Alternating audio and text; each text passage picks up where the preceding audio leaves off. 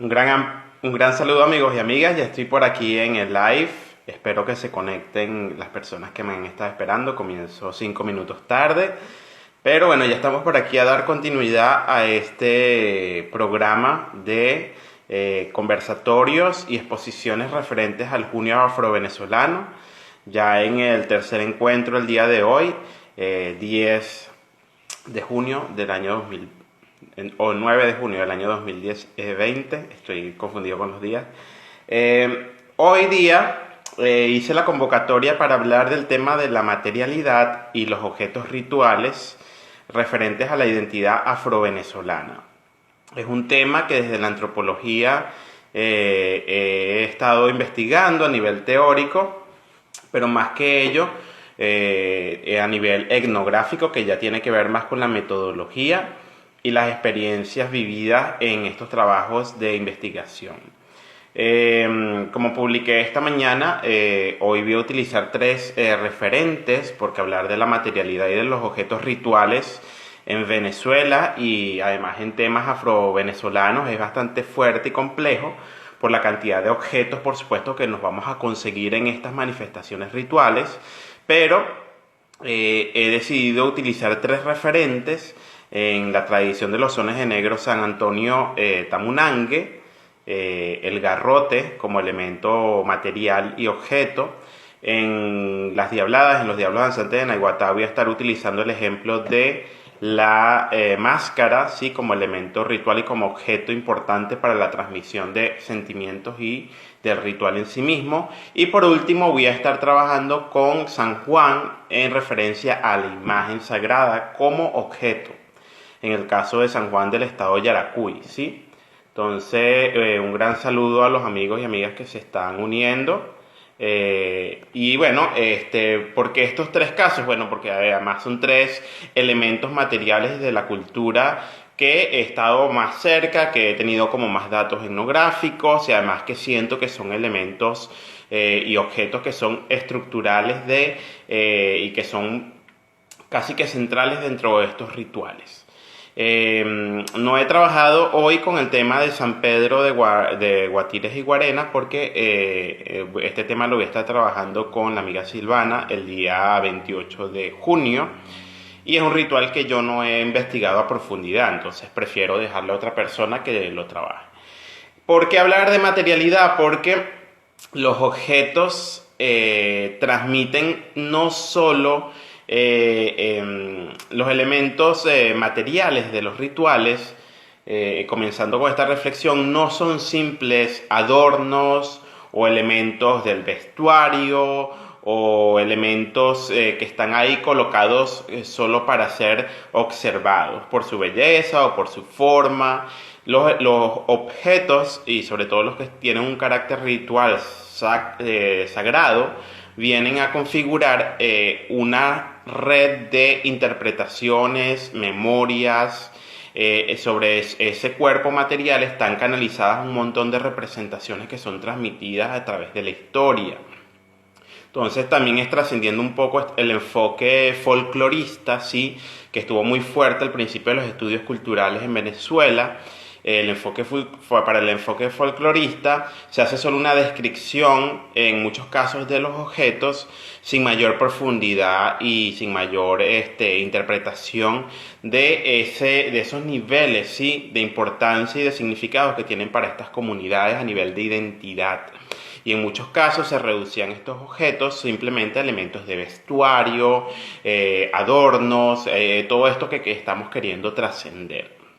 Entonces, también partiendo de esto, porque también tengo una influencia muy fuerte de creadores de cultura del Estado Lara, en ese caso de Sanar Estado Lara, los Morochos Escalona, Juan José y Juan Ramón Betancourt, y el maestro Honorio Dan, que ellos tienen una propuesta metodológica que a mí me marcó mucho en mi trabajo etnográfico, que ellos le llaman la arqueología viviente. ¿Sí? Ellos parten de que los objetos que tenemos en la cotidianidad, sobre todo ellos trabajan mucho que sí con los fogones, las ollas, todo lo que es la cerámica y los objetos que sabemos que son de una herencia prehispánica y cómo también están incorporados a la vida cotidiana. Entonces, en ese sentido, los objetos también configuran una herencia que viene en el tiempo transmitida por saberes y memorias. Por eso le llaman arqueología viviente, porque estos objetos además tienen un trasfondo ancestral o histórico y conviven con nosotros y muchas veces no les prestamos atención. Hugo, un saludo también desde México. Saludos a todos los que se están uniendo. Entonces, los objetos, en este sentido, yo me baso en tres bases teóricas, ¿sí? Son los estudios de materialidad del antropólogo inglés Daniel Miller. Él trabaja a profundidad con los significados profundos, ¿sí? Culturales, sobre todo creados a partir del mercantilismo de los objetos y el capitalismo moderno sobre el objeto moderno, ¿sí? Es una teoría muy basada en los autos, en los electrodomésticos y todo esto, pero su cuerpo teórico ayuda muy bien a entender cómo las relaciones sociales están en muchísimos casos estructuradas y condicionadas por el mundo material.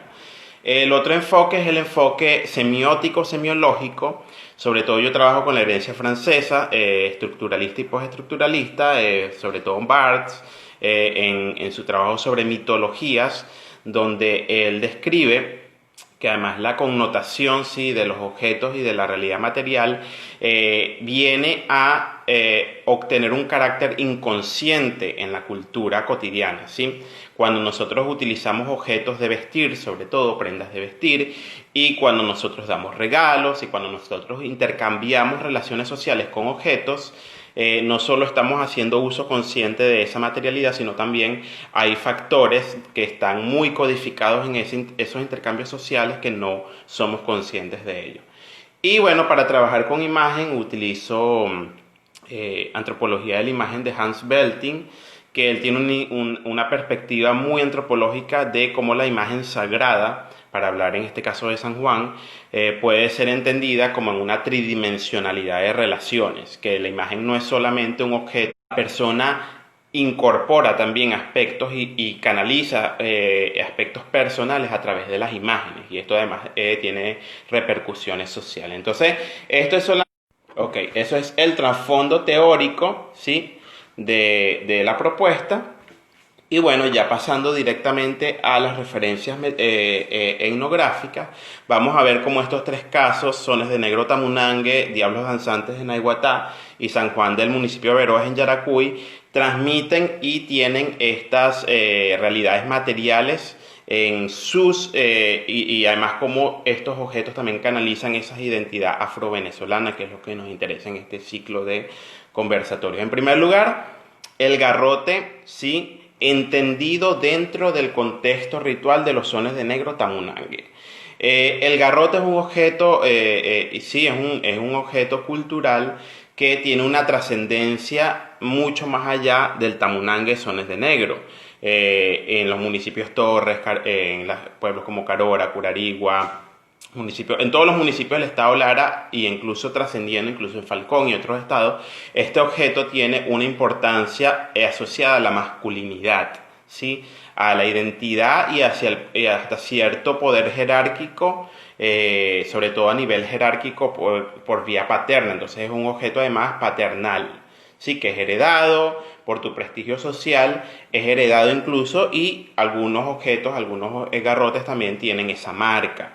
Cuando hablamos de la cofradía de San Antonio, en el caso de Sanara, estado Lara, este elemento, además de estar en la vida cotidiana, ya cuando estamos en el ritual de San Antonio, adquiere una nueva vida, ¿sí? Porque está el garrote en uso cotidiano como marcador de identidad y de prestigio social, está el garrote en la batalla, en el juego del garrote y la batalla, el juego del garrote, ¿sí? Esto también en el estado Lara y extendido a todo el territorio nacional. Y por último está el garrote usado en los sones de negro tamunangue. En los sones de negro, porque aquí estamos hablando de un ritual de implicaciones religiosas, vamos a ver que el garrote adquiere en primer lugar un marcador de los tiempos en el ritual dancístico del tamunangue de sones de negro. ¿Por qué? Porque con él se inicia uno de los sones, que es la batalla, ¿sí? Uno de los iniciadores en Sanare. Estoy utilizando el caso de Sanare porque en cada pueblo también tiene sus diferencias. Se da inicio, ¿sí?, al ritual a partir de la batalla. Este es un son que fue incorporado en el siglo XX, pero tiene unas vinculaciones un poco más hispanas según las investigaciones, e incluso está como asociado o emparentado o tiene similitudes con juegos de garrotes de Islas Canarias y otros lugares de España y de Europa. Pero en sones de negro tamunangue de Sanare, el garrote es un marcador. Además tiene la intención de ir utilizándose entre los géneros, ¿sí?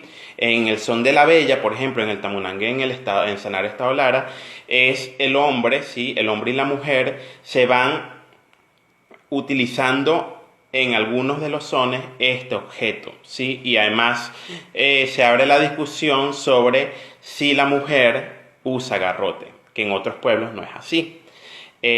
Sobre todo me llama la atención en el son de la juruminga, que es un son que el garrote cobra un rol más representativo, donde casi entra mucho ahí la teatralidad y el performance, entendido en ese contexto ritual sagrado, donde a través del sombrero y del garrote se crean realidades, ¿sí? Se hace como una mímica de los roles sociales. El hombre lo usa como si fuese un machete para canalizar, para abrir huecos, como si estuviese trabajando en el campo, y la mujer lo usa para pilar el maíz, para transformar esa materia. Entonces ese objeto ahí adquiere como unas capacidades miméticas y de representaciones ya en términos que trasciende, ¿sí?, el tema de la identidad masculina rígida. Igualmente en el poco a poco, en el son del caballito, la mujer también lo usa para, de alguna u otra forma, contrarrestar esa fuerza del caballo, que es el hombre, que es una representación muy de la lucha entre lo masculino y lo femenino. Y bueno, en los demás sones, en el galerón tiene un uso solamente masculino, ¿sí?, donde el hombre incluso hace de los varios pasos de baile utilizando este objeto. ¿Por qué es importante este objeto en los sones de negro? Porque además de marcar ciertos tiempos y ciertos sones, permite ese juego y esa transferencia de poder simbólico entre lo masculino y lo femenino, entre las mujeres y los hombres que participan en el ritual. Y además este objeto,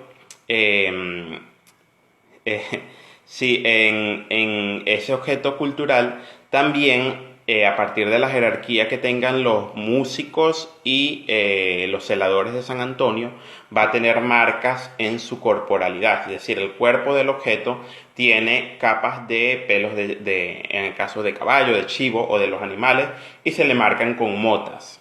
También sigue siendo un marcador de prestigio dentro de esa comunidad tamunanguera de los sones de negro en Sanare Estado Lara. Esa particularidad nos habla que en ese sentido el objeto ritual en San Antonio, en el ritual de los sones de negro tamunangue, viéndolo de una perspectiva un poco semiótica, ahí estamos viendo que es un objeto con el cual se negocian los significados del poder masculino y el poder que se le permite o no a la mujer negociar en esas interacciones dancísticas y de actuación cultural, como puede ser en los sones del poco a poco, los calambres y el caballito, que son parte de uno de ellos. Lo interesante de este elemento es entender cómo no solo en el ritual sones de negro importa la imagen de San Antonio, el sombrero como marcador de identidad masculina, también el garrote como marcador de identidad masculina, sino esas relaciones que tienen con el cuerpo en el baile. Yo no bailo tamunangue totalmente bien, pero yo me di cuenta que las pocas veces que intenté bailarlo, si tú no tienes tú como hombre no tienes el garrote, difícilmente te incorporas al baile de una manera corporal apropiada. Entonces ese ritual, ese objeto, viene a modificar incluso la posición corporal, la agilidad que tiene el danzante y la gracia incluso que se da en esa transformación entre lo masculino y lo femenino, que es uno de los temas que a mí siempre más me ha apasionado del ritual Sones de Negro Tamunangue.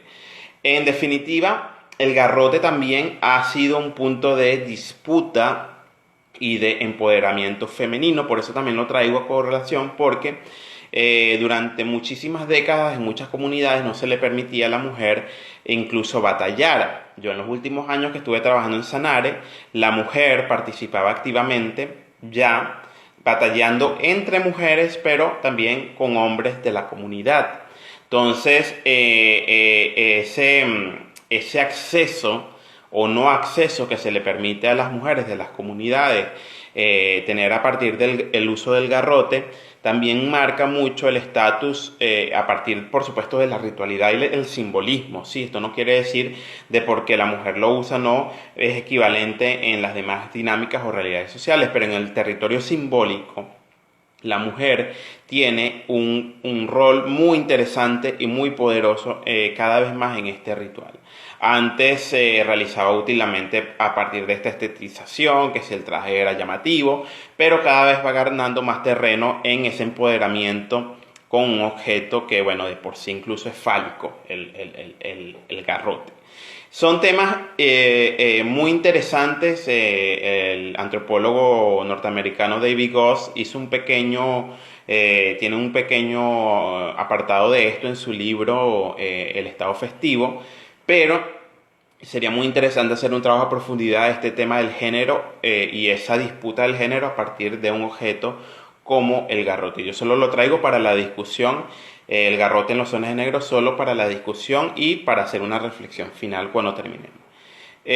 Voy leyendo comentarios, sí, y al final le damos como la revisión. Sí, también lecturas de etnografía, también al final, perfecto. Sí, los libros de etnografía. Sí, mira, para la etnografía, por supuesto, hay referentes claves, Mary Douglas, hay mucha literatura, pero yo les voy a, incluso en la carpeta que estoy creando de estudios afrovenezolanos, en mi biografía está el link y cómo puedes acceder. Yo voy a montar bibliografía de etnografía, ¿sí? De cómo hacer etnografía. Incluso después, en otro ciclo, podemos dedicarnos netamente a eso. El segundo caso es la máscara. La máscara en los Diablos Danzantes de Naiguatá. Mañana voy a tener un live con la cuenta Tradiciones Digitales únicamente sobre los diablos. Esto es solo como un preámbulo. La máscara como objeto ritual en los Diablos Danzantes de Naiguatá, Estado Vargas, ahora Estado La Guaira, es un tema central de este ritual. Así como el garrote puede ser lo del tamunangue y Sones Negros, la máscara, o sea, no hay diablo prácticamente sin máscara o sin traje, ¿sí? Traje ritual, ¿sí? Todo forma parte de una estructura de vestir. La máscara, ¿por qué el hijo de Naiguatá? Porque Naiguatá tiene una particularidad con la máscara. La máscara, por lo general, está asociada simbólicamente al rostro, ¿sí? Hay una relación, por supuesto, hablar de máscara es hablar también de cuerpo, ¿sí? Entonces, por eso es que este objeto es muy llamativo para la antropología y desde los clásicos, Lévi-Strauss, hasta los días de hoy, la máscara sigue siendo un elemento de estudio.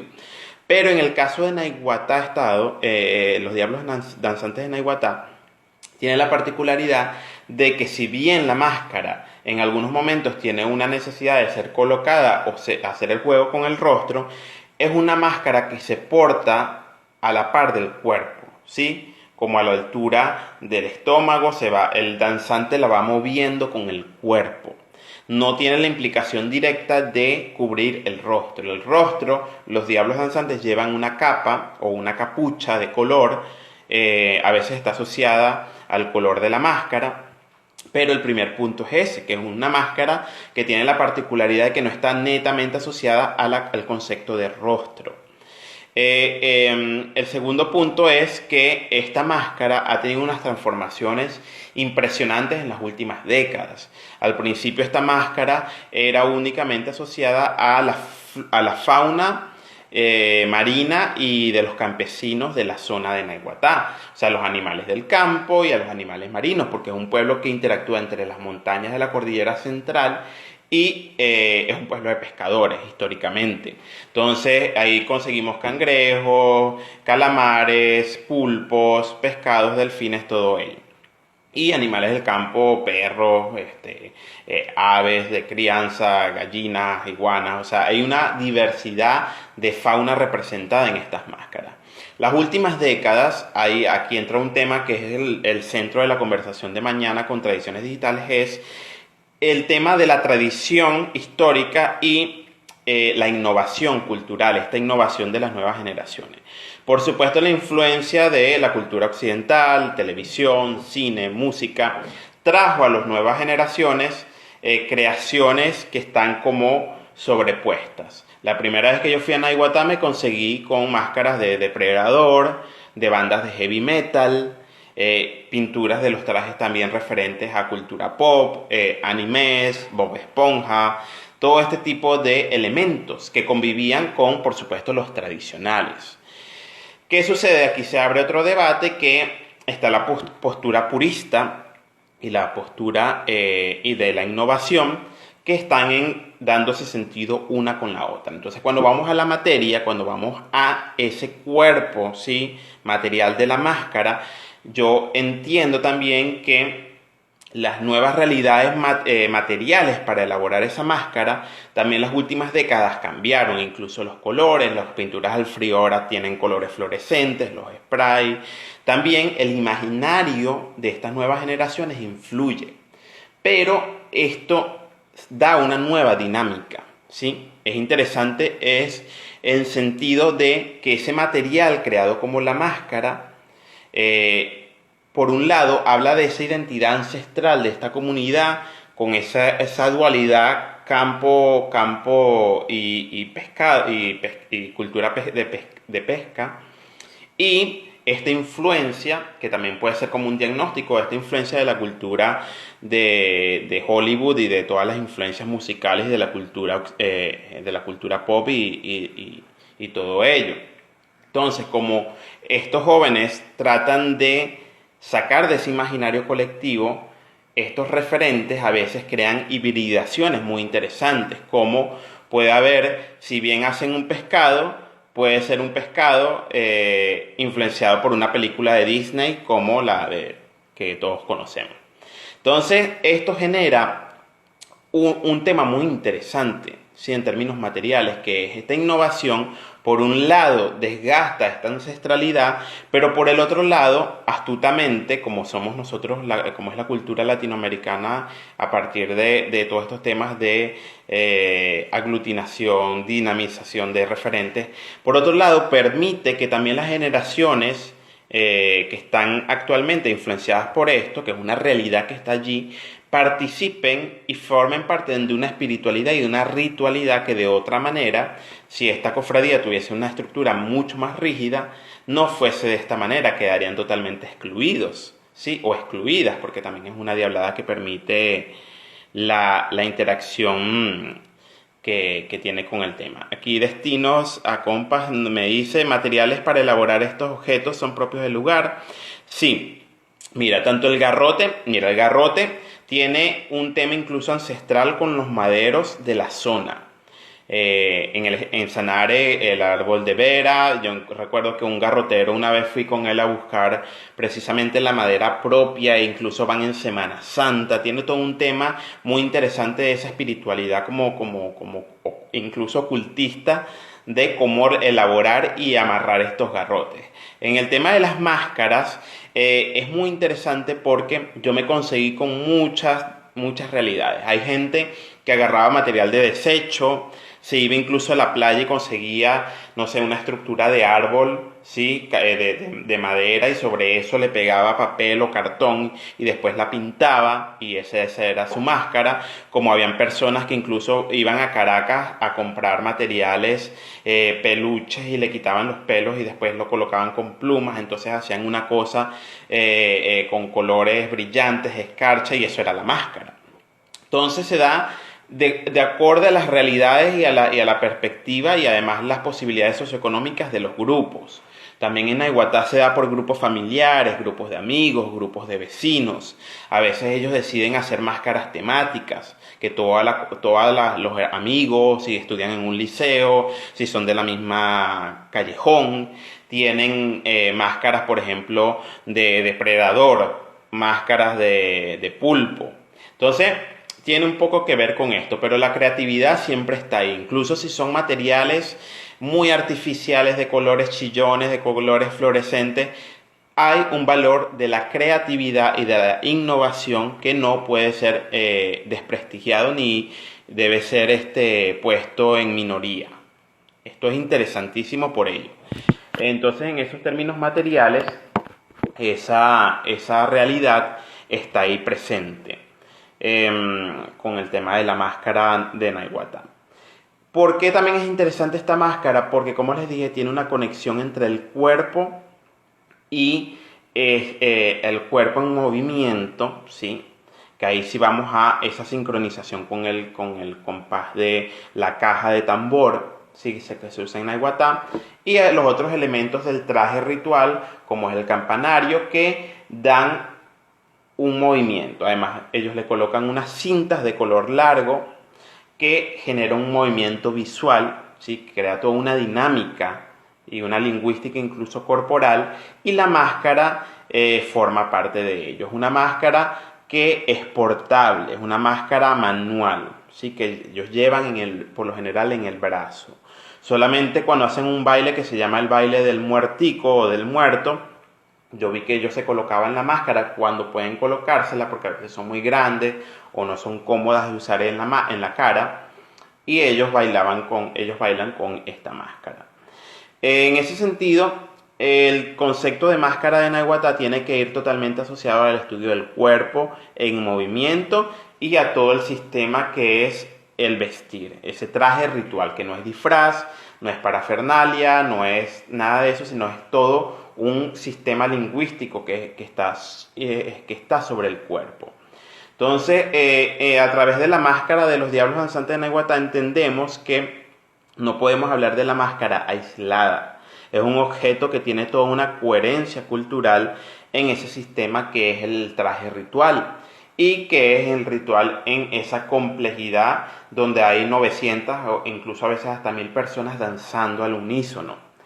Y bueno, es interesante porque en otras diabladas, por ejemplo en Chuao, ellos utilizan un modelo muy homogéneo, pero siempre las generaciones y las personas buscan generar, aunque sea un grado de diferencia o de distinción. Entonces ahí la distinción sería muy interesante, y esa máscara sí se lleva más que todo en el rostro durante casi todo el ritual. En Naiguatá, como les dije, se usa una capucha para tomar el rostro, y ellos juegan con la máscara, que tiene una asociación más del cuerpo en general. Entonces, repito una vez más, la máscara de Diablos Danzantes de Naiguatá no puede ser entendida aislada de ese sistema lingüístico que es el sistema del vestir, ¿sí? Entonces, Garrote tiene implicaciones en ese sentido de guiar ese ritual y dialogar entre los géneros, y la máscara tiene una relación directa con el cuerpo y el movimiento. Cuando hablamos, ya para cerrar, de la imagen sagrada, en este caso la tradición de San Juan tiene unas implicaciones más que Corpus Christi y un poco más que San Antonio. Si bien San Antonio es un santo que se le venera, no es un santo que tiene una implicación corporal tan directa como lo tiene San Juan, ¿sí? Entonces, para hablar de San Juan como imagen sagrada en términos de materia, ¿sí?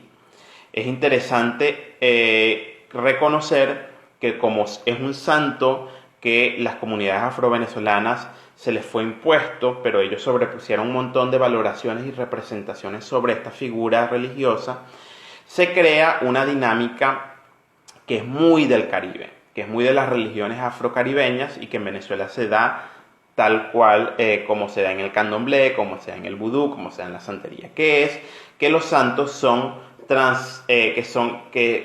transpolados de la institución iglesia a la casa del santo o a la casa del líder comunitario o a mi casa como devoto. Yo tengo mi imagen o hay una casa de santo. Esto se da en Curiepe, se da en Chuao, se da en casi todas las comunidades afrovenezolanas donde se realiza el San Juan.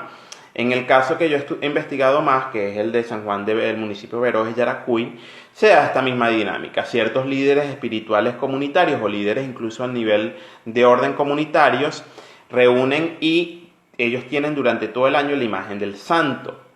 El santo es sacado de la casa el 1 de junio para dar inicio a la fiesta de San Juan.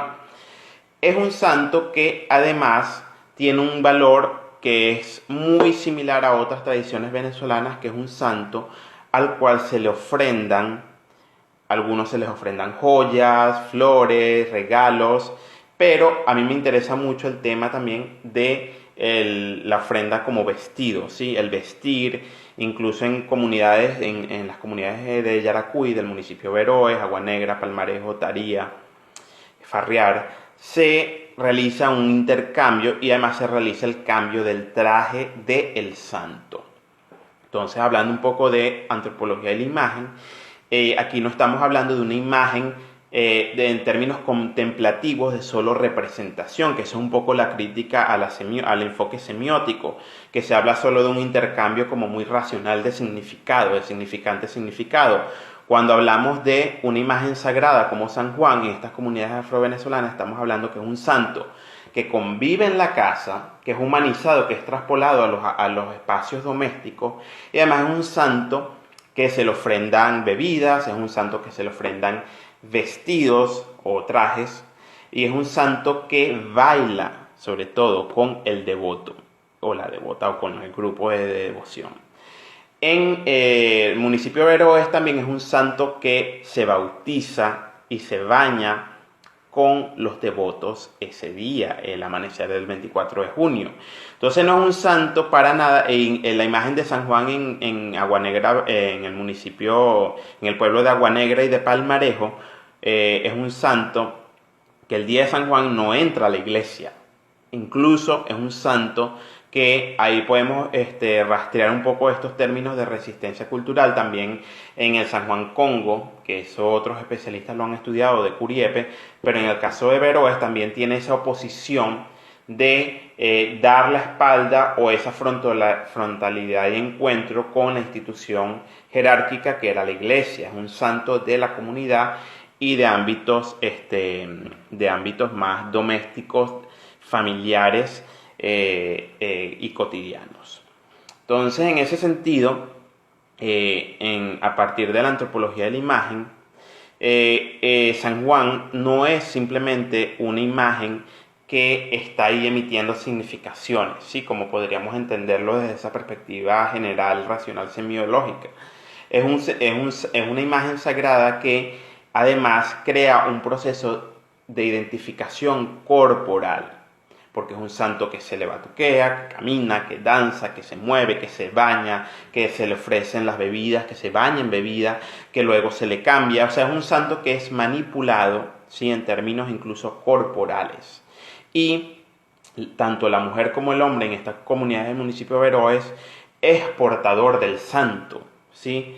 Ellos lo colocan como en una estructura de madera, ¿sí? Como un retablo, y esto permite de que sea bailado y a partir del baile ritual y del son de los tambores, la persona se unifica con este principio santoral.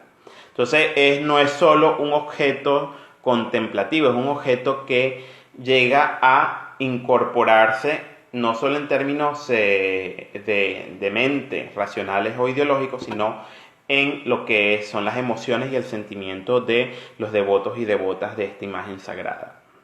Entonces, San Juan, en ese sentido, trasciende y nos hace dialogar mucho con este principio, incluso muy como sobreestimado, de esta imagen sagrada, intocable de la iglesia, sobre todo en las comunidades afrovenezolanas, ¿sí?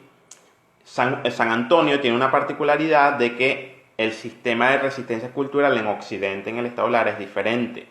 En Farrear, por ejemplo, y en las comunidades del municipio de Veroes, es un santo que transita y fue incorporado a las casas de estas personas. También en Naiguatá, bueno, esto se repite, como les digo, en muchas comunidades afrovenezolanas.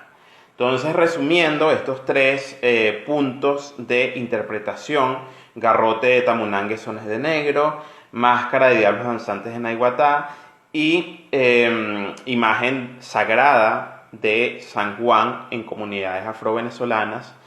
Entendemos que el tema de la materialidad y de los objetos rituales en estos sistemas espirituales y religiosos deben ser estudiados, interpretados y valorados más allá de esa visión reductivista que puede ser lo estético, ¿sí?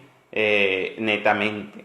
Si bien se aprecia ese valor estético, sobre todo en el término de las máscaras de Diablo Danzante de Naiguatá, que uno se asombra por esa voluptuosidad, por los colores, por el diseño, también es entender de que a partir de ese objeto que le llamamos máscara, hay una canalización tanto de significados y memorias históricas de esa identidad territorial que puede ser con la cultura de los pescadores y los agricultores, pero también es un diagnóstico de ver cómo el imaginario de las nuevas generaciones también ha sido influenciado por la cultura de la televisión y todos estos temas occidentales.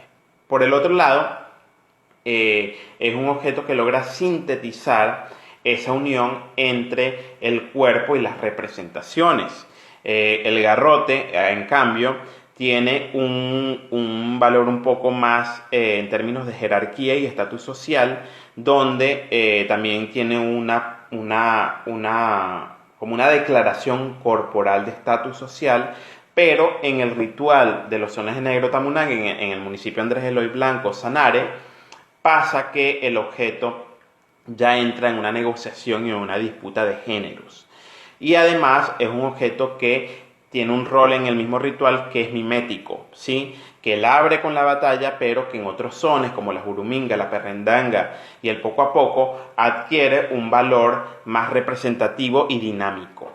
Y por último, reconocer que las imágenes sagradas en las tradiciones afrovenezolanas, en el caso de San Juan, por ejemplo, deben ser entendidas como ese proceso no solo contemplativo de la imagen por ser una reliquia histórica o por ser la canalizadora de estas significaciones históricas y culturales, sino debe ser entendida en ese sentimiento y ese valor que el danzante o la persona o los celadores, celadoras de la imagen contienen durante todo el año. Porque además estas imágenes sagradas de San Juan tienen una dinámica durante todo el año, que a veces se les hace rosarios, letanías, se hacen intercambios que transitan de un hogar a otro, y ahí se van entretejiendo relaciones sociales importantes, que también son de alcance de organización política. Esto tiene mucho que ver con sobre todo la tradición de Curiepe, donde esta tradición no es solo el 24 de junio, y en Veroes no es solo tampoco el 24 de junio. San Juan es una imagen que canaliza la identidad y se hacen intercambios entre comunidades, se hace la entrega de banderas, se hacen también intercambios cuando una comunidad visita a la otra, intercambian verduras. Es un tema que trasciende lo festivo, voluminoso del 24 de junio, ¿sí? Entonces, esa imagen convertida en materia no es simplemente un receptáculo de danzas, ofrendas, sino que también es, por así decirlo, el canalizador de relaciones sociales mucho más profundas. Entonces, bueno, creo que con esto he logrado abordar estos tres aspectos de la materialidad. Por supuesto, es un enfoque que solo con este tiempo solo da para resumir estos tres aspectos. Cada uno de estos rituales tiene toda una sincronía de elementos materiales que van encadenados unos con otros. Por ejemplo, en San Antonio todo se le dirige a la imagen, que también tiene un poco esta dinámica de la imagen de San Juan, pero es un poco, si hay una separación un poco más marcada. Con San Juan es como si los danzantes de Tamunague bailaran con San Antonio. Es muy diferente porque se le baila a San Antonio.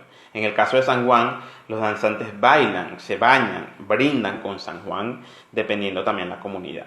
Entonces, si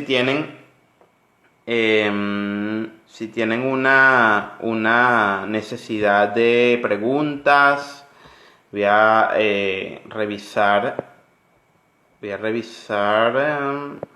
si quedó alguna pregunta en el aire. A ver, libros de etnografía. Sí, libros de etnografía ya dije que voy a estar ubicándolos en la biblioteca compartida que he creado en Google Drive, ¿sí? Entonces, bueno, si tiene alguien una pregunta, tengo una...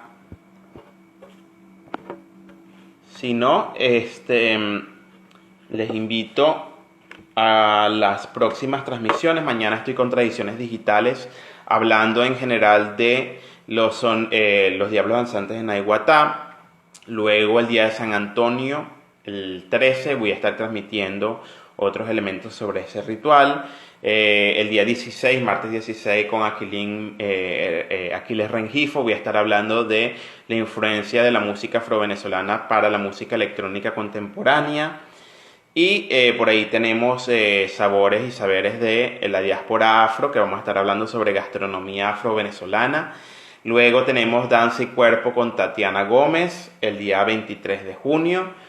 Mónica Mancera, 26 de junio, hablando de la mujer tamborera.